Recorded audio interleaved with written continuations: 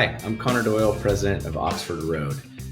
You're about to hear a panel that I moderated at this year's Chief Audio Officer Summit called No More Maybes, Scaling Podcast Performance with Precision. CAO is a great summit and the key theme that I keep hearing time and time again is how brands get to hear from brands and really roll the sleeves up and share about what's working for them, what's not working, challenges they're having, how they've overcome certain of those obstacles. So that's really we want to double down on that in this panel. So we have a great cross section of brands that are sharing, a lot, even some secrets that they shared with us for the first time. So this podcasting is really, to demonstrate that podcasting has earned its seat at the table. It's a mass reach medium. So now what? How is it evolving as part of the media mix? How are top brands using it to drive marketing outcomes? I think back to when podcasting started, everything was extremely low tech, but we knew it worked. Flash forward to now, and you'll hear about this in the panel. We're using clean rooms for data housing. Video podcasts are on the rise. Even programmatic is increasing in the space. So one thing that's true with media is it constantly changing, and that's even more the case with podcasting. So I think this panel is a great opportunity to hear the latest solutions from the people that are facing these challenges head on. So I was joined by a very interesting cross section of brands across B2B, a fun fashion brand that started as a D2C company that's now tackling retail, a neobank, which just had a successful IPO, and then everyone's favorite grocery store, Whole Foods. So on the panel is Gladwell Mwangi from Whole Foods, Kezia Koo, previously from Indeed, Megan Smith from Tecovas, Nick Fairbairn from Chime, and we got into all of it. So we touched on measurement realities, creative trade-offs, the video shift, and then even some of the more thornier issues in the space, defining what is a podcast in the age of YouTube and influencer. How do you balance, one of my favorite subjects, how do you balance brand versus performance budgets? Who gets credit? How do you sell that upstream to your executives and really define what media is, doing the pushing and what's doing the pulling? How programmatic fits with host-read storytelling. We all know that podcasting can bring a level of authenticity to your marketing campaign, but how do you balance, just good media buying with more high impact storytelling? So, I'd say whether you're scaling spend in podcasts or just trying to justify it as a line item, this is a great panel to hear. So I'll see you back here after it's over.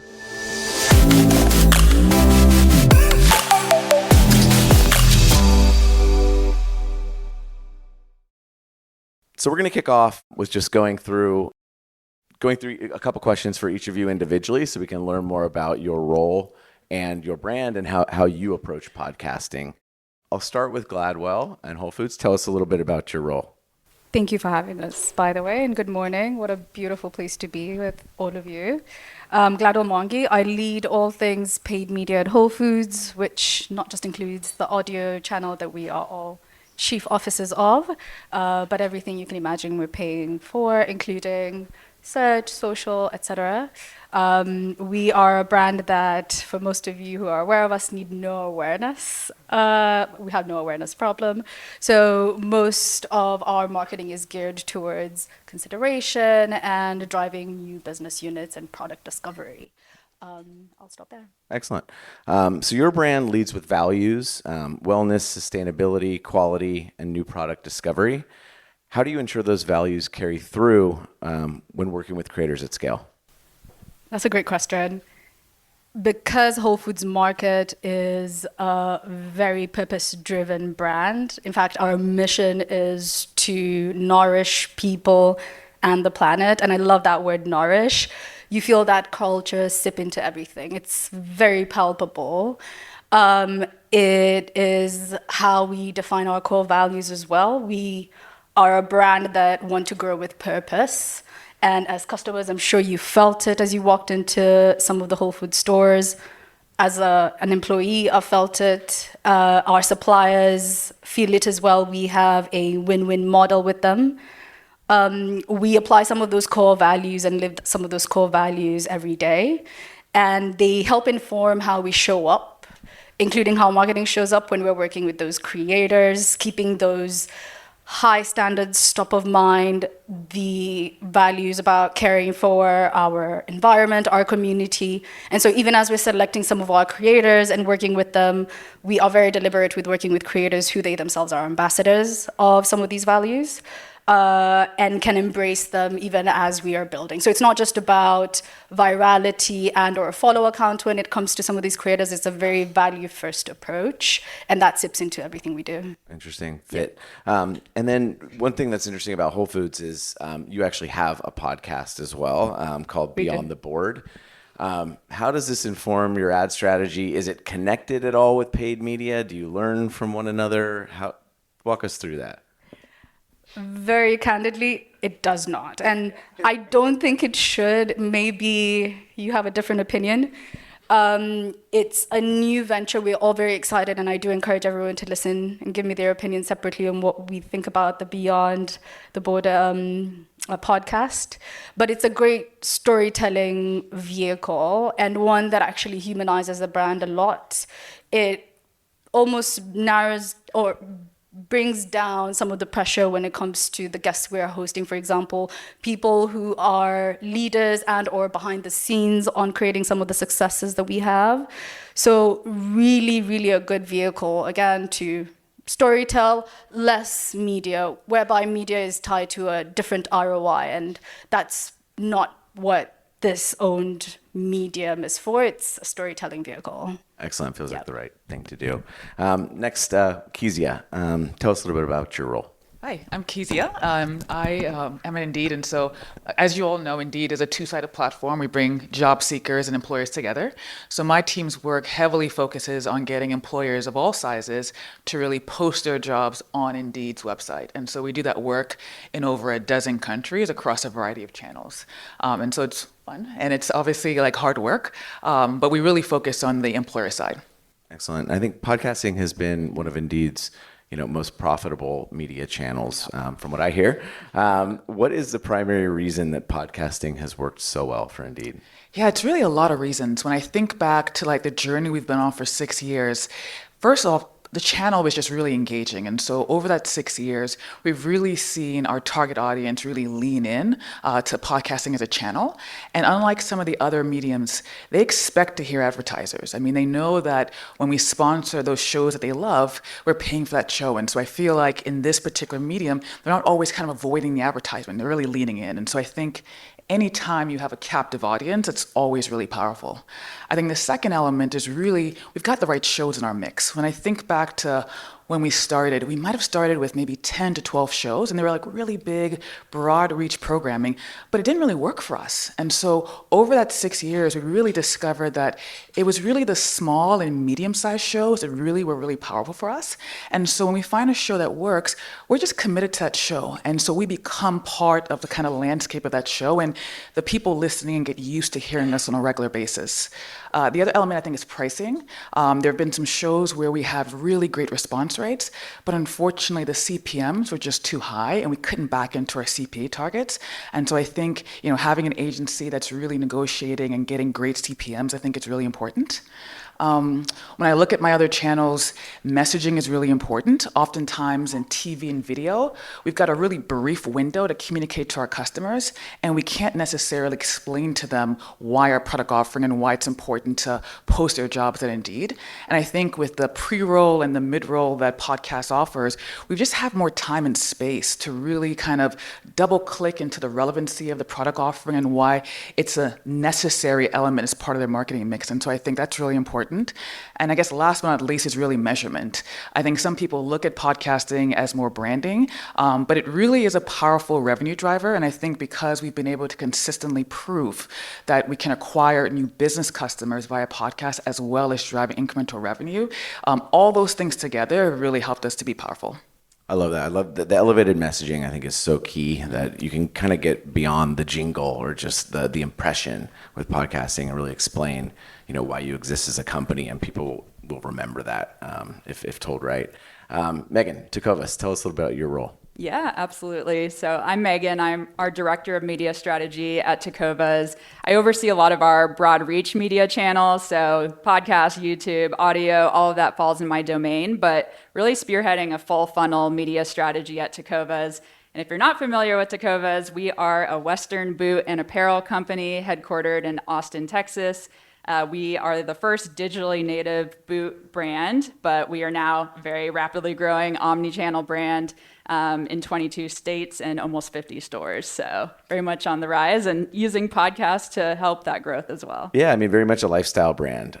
So curious how you've used podcasts to kind of expand that narrative. Yeah, so we still sell a lot of boots online, but at this point, we've really expanded on the depth and the breadth of our product and also our brand experience. And that really comes to life in our own brick and mortar retail stores as well. So a key part of our host-read podcast strategy is really that storytelling about our brand experience. We want them to talk about the quality of the product, but we also want them to share about how they stopped into a Tecovas store. They got a free drink, they got a boot shine, they got their boots branded, and really that radical hospitality that is part of our brand identity.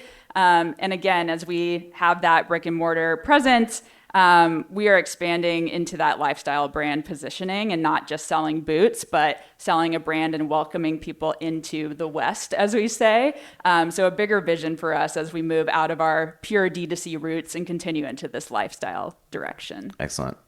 Nick, tell us about your role at Chime. I am newly 2 months into VP of Growth. Congrats. I've done this job before, but I went into as a product marketer to help build a team and kind of reinvigorate the roadmap, repackaged Chime up over the last 3 years, and now I jumped back over to sell the stuff that we just created. So we have about a $500 million media portfolio, and we have a huge referral program. So my job is, how do I bring in efficient, smart growth, right? We're the number one most loved banking app. We have about 8 million users, members, actually. It's a relationship member business. And so it's my job to retain them and bring them in and make sure we have the right quality. So underneath me, I've got the lifecycle teams, I've got the paid and growth teams, the organic teams, et cetera, all that fun stuff. Nice. And in a space like financial category and banking, Chime, trust is everything, obviously. How has podcasting helped you build credibility while also driving measurable outcomes? Yeah, good question. Podcast is my favorite. For things like this. And I'm going to go to an aside, don't be mad for a second, and say I was like marketer number 3 or 4 at Dollar Shave Club. And at the time, we worked with Veritone and Oxford One, which was crazy to be here today in this new world. I love it. I'm so excited to be here. But that's how we started building trust. And is this thing real? What is this thing? So you flip into Chime. Yeah, we're a neobank. We're a banking platform. And some of our advantages, we have a radical cost advantage to serve because we don't have such a physical location, right? I think big banks cost them $500 to $600 to serve a customer on an annualized basis. Us, it's about $200. And if you look at the kind of revenue they make on an annualized basis from a customer or a member, it's in the $100 to $200 range. So they're upside down the traditional system, and it's made for the 1%, not for the everyday person. Right, so we are a fee-free banking platform. Trust is huge, but we don't have it, right? And that's the biggest barrier to entry to my brand right now. Because even though people hate branches and don't ever want that experience, it's there, and I know I can yell at someone, and I know my money's there, and it's safe, right? And so that's the biggest barrier. You have Wells Fargo using a Stagecoach because they're 100 years old. So another thing is like the newness of my brand. We're only 12 years old. How do I know that I can trust you? So using podcast like I did back when with you guys to kind of build trust on Dollar Shave Club, it's different, right? Telling the story and being authentic around why you should trust it, what it is, and just being able to kind of story tell the benefits and the trust story are critical. Definitely. Well, thank you for that, guys.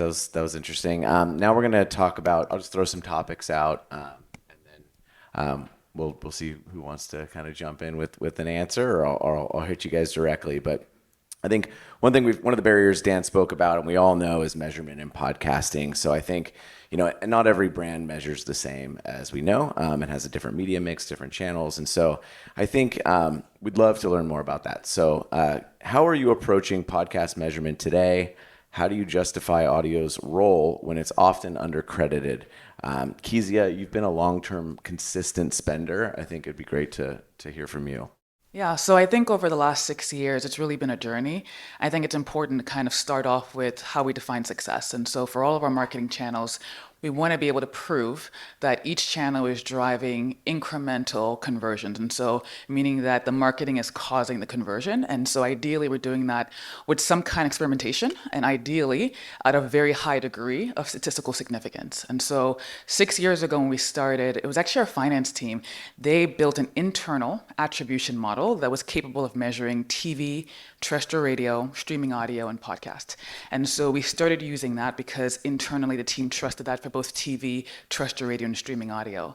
And so after maybe a year and a half or so, there was some internal analysis that was done, and essentially the recommendation we were given was that as we moved farther away from the creation of that internal model, internal teams were unsure how confident we were in the results. And so they said, do your best to validate these results over time. And so level 2, I would call it, was media mix model. And so we had an analytics team that built an internal model. And when they built the internal model, what we learned was that we were underinvested in podcasts. And so it said podcast is actually really great ROI.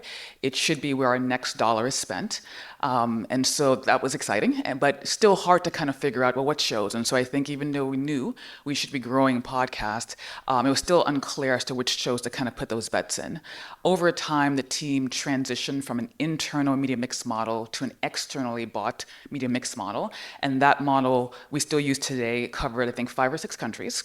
And those results also confirmed that podcast was a very efficient channel and also high ROAS, and that we should continue to invest because we were on kind of a curve we're looking at.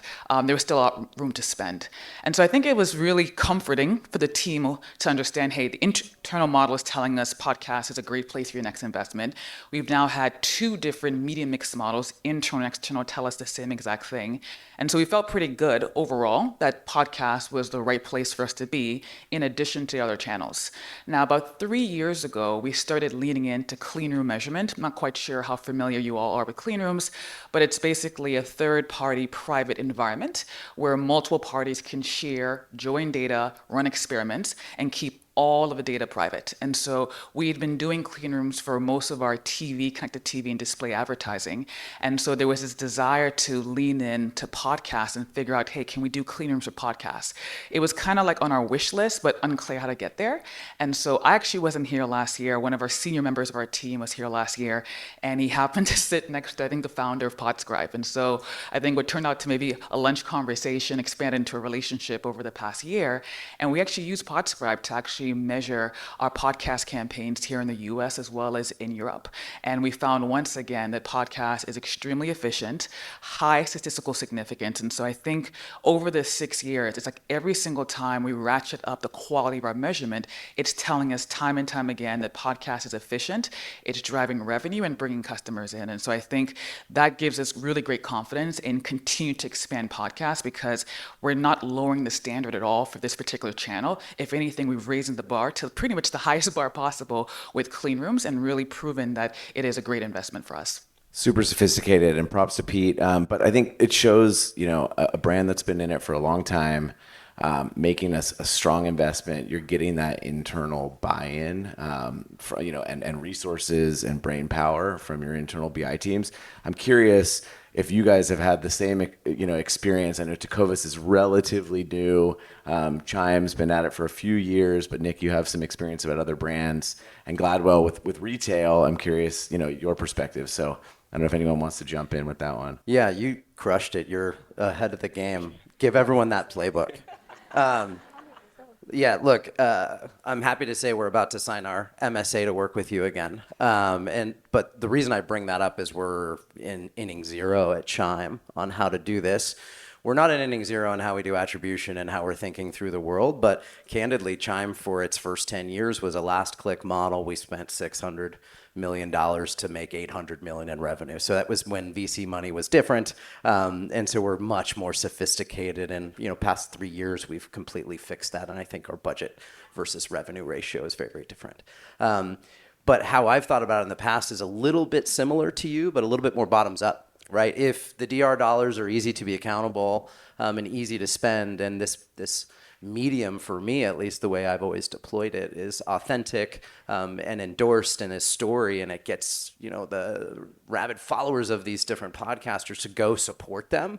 It's an easy way to get signal to kind of sell to the rest of the organization. Look at, it's working on a CPA basis, and sometimes you use promo codes and offers, which I hate because you don't want to scale your brand on offers. But like you and I have done it before at different companies of past, start there for your first 3 months to get signal on a category or a show basis from a direct response performance, kind of how you measure TV a little bit. Use the how do you hear about us, use a little Podscribe, use a little bit of direct attribution, use a little bit of your guys' platform, tell a story, and then sort of like move up the funnel. Right. And we got an MMM, a new one, external party called Paramark, is really interesting, and we're chirping it and pulling it down and up. And so while I've proven, you know, $500,000 to $1 million bottom up, I think now I can find another $1 million or $2 million on a monthly basis up here through the MMM. And then I can pull away from some of the DR measurement and feed it in kind of the way you do it. But it's kind of how I got there, bottoms up, proving the organization it's a worthy medium. But in my experience, I've always had podcasting itself in the last 5-10 years 10 to 15% of my ad spend, which everyone's like, what? Are you kidding? When I say this to the organization. Yeah, when you figure it out, you know, you become a believer, and that's where we get those, you know, those hero people that are like champions of it, and that's where it can work really well. Okay, let's shift gears a little bit. Dan, you know, has been going hard on defining a podcast, and so I'm curious, like, how that actually fits into the building. You know, when you guys bring up podcasts, or you see, you know, a show on YouTube, and you have to deal with those internal lines. So Nick, I think you've been you know, in podcasting for over a decade, half a dozen brands. How do you define podcasting in today's landscape? And how is it changing? You know, how is it evolving over time? Yeah, I mean, it what Dan was saying earlier is so resonant for me, right? Like, now you just assume that the video goes with it, right, on the YouTube side, and you think about how you leverage it. Inside my building, we had a marketing business review yesterday with all of our marketing leadership team, and my brand team's there. We were talking about this. We're using platforms, this new platform called Agentio, which is like YouTube influencers. We're working with YouTube with you guys. We're working with podcast. I'm almost redefining it as endorsement, affiliate / influencer meta, right? Like, not meta, the platform, macro, right? And so it's all starting to converge, and my brand team's like, you shouldn't be doing that. I'm like, chill, I own the budget, and let's be thoughtful together, right? But, you know, I almost think YouTube influencers and podcasters and podcast versus podcast on YouTube, it's all converging. And so candidly, that's how we kind of think about it. It's like endorse / influencer at scale. Yeah, and we're seeing the affiliate side pop up more and more, particularly from, you know, as social creeps in and video creeps in. Anyone with experience on the affiliate side, and curious how that might you know, evolve into podcasting? I mean, my affiliate team wants to own it, and I'm like, well, chill. I need you to go do your affiliate job, but it's all converging, right? Because I have the traditional setup. I have an offline / traditional media pod that they do my, you know, TV and streaming and all my audio and my direct mail. But then you've got my digital group over here that does online video, and then I've got my influencer group over here. I'm letting them all play. The affiliates are starting to do the thing with the affiliates, though, it's a little bit more promotional based. So sort of in my brain, it's like that's the promo based kind of affiliate play versus that's how I separate the world. Interesting. Okay. Another evolving issue, or not issue, but expansion area we're seeing is like the rise in programmatic and brand produced creative. Gladwell, let's start with you on this one. We've done this over the years at HelloFresh, and curious how you think about it at Whole Foods as well. But how do you balance host endorsements with branded assets, and do each play different roles? Yes, they definitely play a different role. While we have done a lot of both, I have had experience with brands that do a lot more host endorsements than what we experience right now in programmatic for different reasons. I think host endorsements are, of course, more trusted. It's the source of truth for the show, so it's really worked for us. It's actually something that we've been able to test against any other pre-recorded sort of announcer reads, and they tend to perform very well from just a lower funnel perspective. So I can say from just directly seeing that work, it's something that I have pushed more for. But the numbers speak for themselves when it comes to efficiency and programmatic. So it's really hard to ignore that part of it. And so it's a balance mixed where now programmatic with efficiency and that scalability and reach can definitely play a different role. With smaller sort of sized messages, the 5-second, 10-second spots is where we're really leaning into.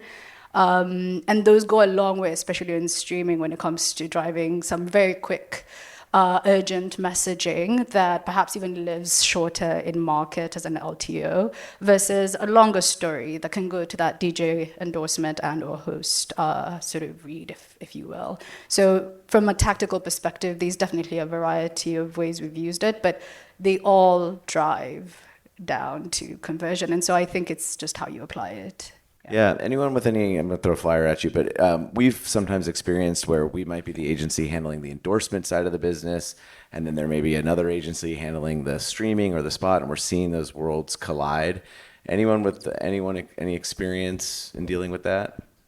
Less so on this programmatic versus endorsement, but to our earlier conversation about just like our creators and influencers team, our media team, and just from our perspective, it's let's bring everyone into the conversation because ultimately we want to work, at least on a host-read perspective, with this talent and what is the right way. I can see like when it starts to get into programmatic and host-read endorsement, it's a whole different ballgame. But I think if you're working with talent in different formats, bringing in the full team and figuring out the best way forward, that's how we've been approaching it. But it does seem a little nuanced when you get into this other world. So. Well, and 10 seconds, the way she's applying it is genius, right? Like you use a little bit of that frequency bump on top where you go deeper is really smart. For me, the programmatic thing, the big watch out is just don't do what we did for the last 30 years and use the same static spot that's boring and throw it in this medium. Try to leverage the talent relationships, get those live reads cut into produced assets that you can use in programmatic, and they're endemically placed in the types of shows where people would know that personality, or make sure you work the deals that way is sort of how I think about it. I'm nervous about programmatic because you lose the beauty of what we do direct. And so I try to kind of hold on to that. Yeah, that's a good one. We are seeing a trend, and I do hear from some advertisers that are buying on digital video where they especially from a performance standpoint, that they just don't have enough creative. And I think with podcasters now cutting ads in a video format, using cut downs of those ads is a super interesting idea that we're seeing a few brands move into. Along those lines, from a creative standpoint, Nick, I think let's keep rolling with you on this one, and then maybe Megan, because you definitely have a product that people want to see. In terms of cross-platform creative ideas, how do you navigate that internally? How do you work with agencies? I'd just love to hear your guys' perspective on that. Yeah. Do you want to go first? Sure, I'll chime in. We're super excited about the move into video with podcasting. We're a very visual product. We've always excelled with our visual storytelling. So that has been a bit on the podcast side of uncertainty of just this audio only format. It's now evolved very much into a lot of video, and we are one of the brands that capitalize on a lot of that video simulcast buys. One of the ways that we've been leveraging some of the video formats of podcasts is taking a clip and licensing the content and running in paid ads. And we have found that strategy has been really effective, especially from an upper to mid funnel perspective. Some of those ads are generating 20% plus higher click-through rate engagement than our evergreen paid ads. So there's something about that endorsement storytelling that really draws people in. So we only want to do more of that, of using these great reads from hosts in video format. Hopefully they have their Tecovas on or are showing them, but if not, like just the storytelling in itself and seeing their facial expressions is working in other parts of our funnel, and that's really exciting to see.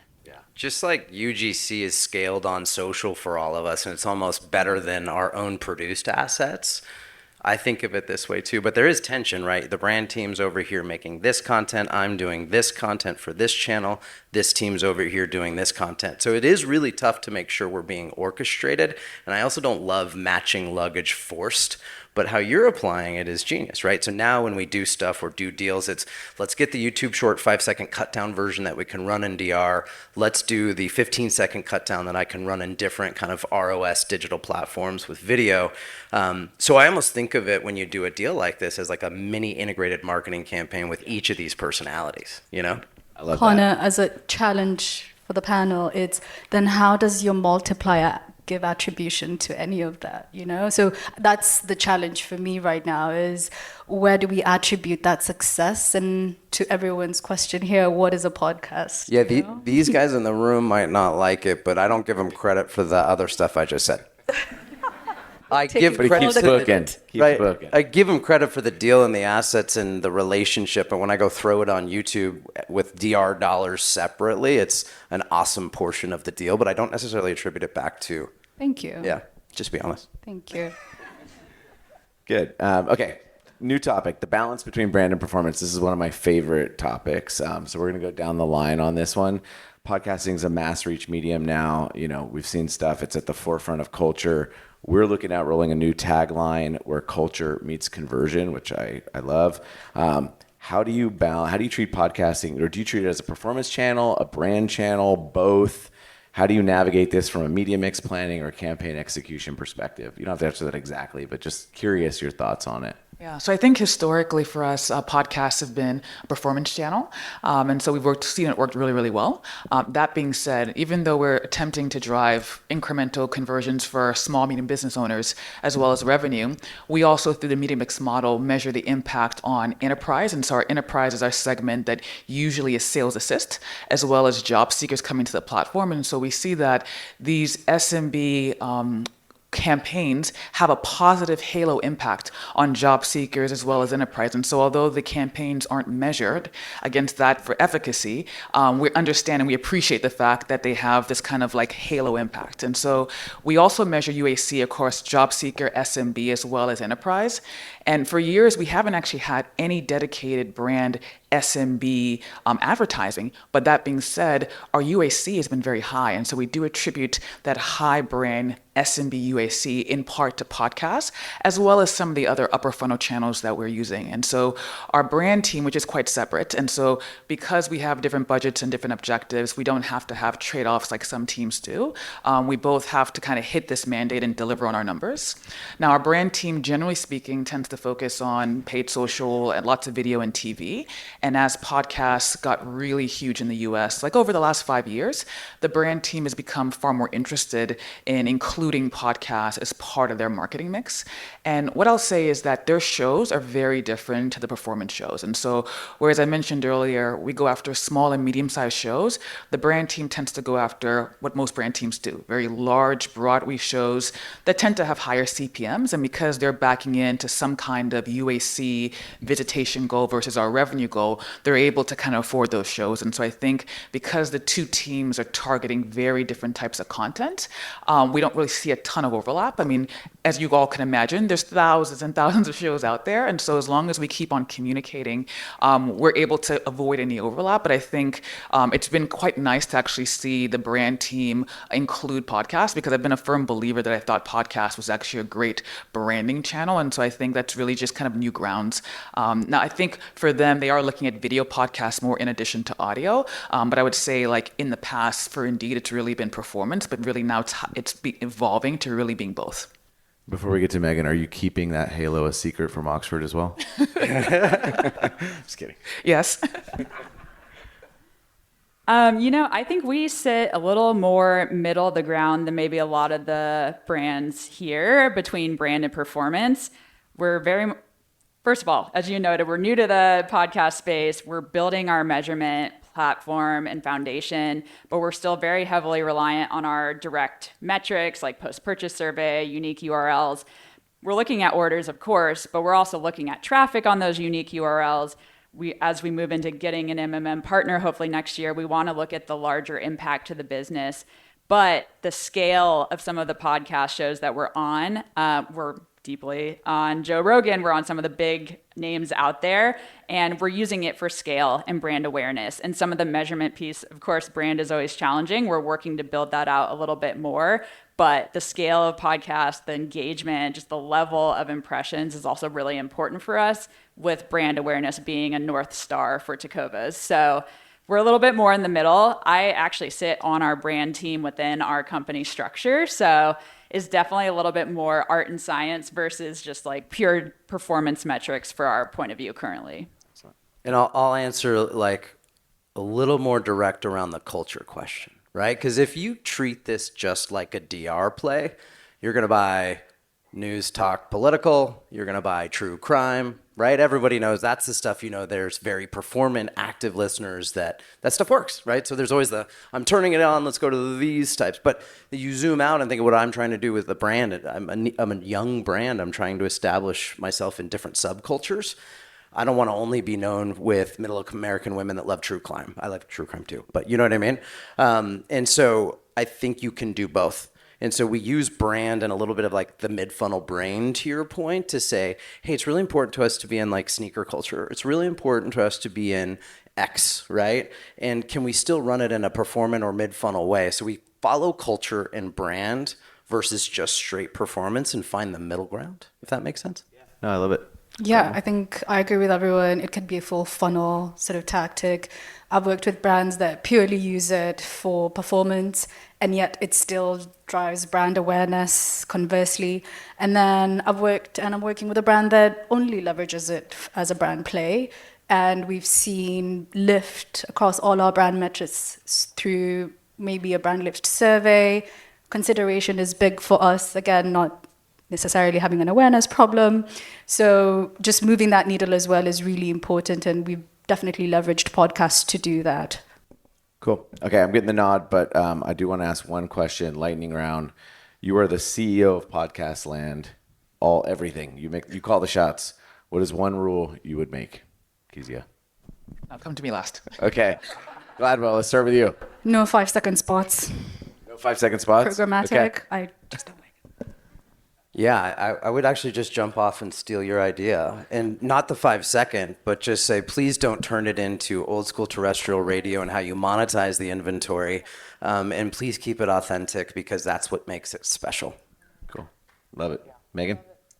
Kind of a different approach for me. I feel like every host on a podcast should have to trade being a host on another podcast and try and speak to that audience in the same way, just to kind of learn how different hosts like generate their own content, speak to their audiences. They're so good at their own lane, but I think it'd be fun to shake it up and be like, okay, you have to try and be Ben Shapiro for the day, and just how that would be. So I love that. I think it's kind of like my kids are in Little League and they do umpiring, and it's like, get a parent. If you're going to complain about umpiring, you have to go umpire,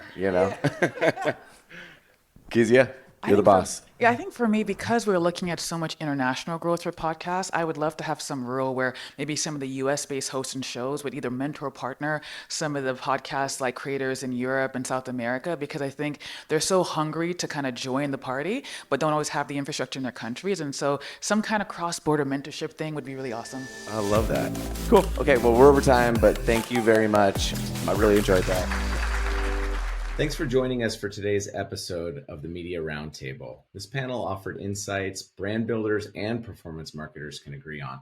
Podcasting can scale, but it's important to protect what made it work in the first place. And maybe most importantly, there's no one-size-fits-all solution. Whether you're in finance, food, jobs, or boots, what matters is clarity and why you're using the medium. So thanks again for joining us. This podcast is brought to you by Oxford Road, where we want you to succeed in audio and creator-based media to use influence for good. As members of the marketing community, we have the power to advance voices that don't just entertain, but edify, to build bridges across differences and preserve fair-minded discussion around the most important topics of our age. If you're a marketer looking to align your brand values with extraordinary business outcomes, reach out to our agency, Oxford Road, by visiting oxfordroad.com and subscribing to our weekly newsletter, The Influencer. We'd love to hear from you. If you have any feedback or suggestions, please don't hesitate to reach out to us at info@mediaroundtable.com. Thanks again to Haley, Ruby, Bianca, Kyle, Prince, Rob, Neil, Olivia, and the team at Podcast One. As always, influence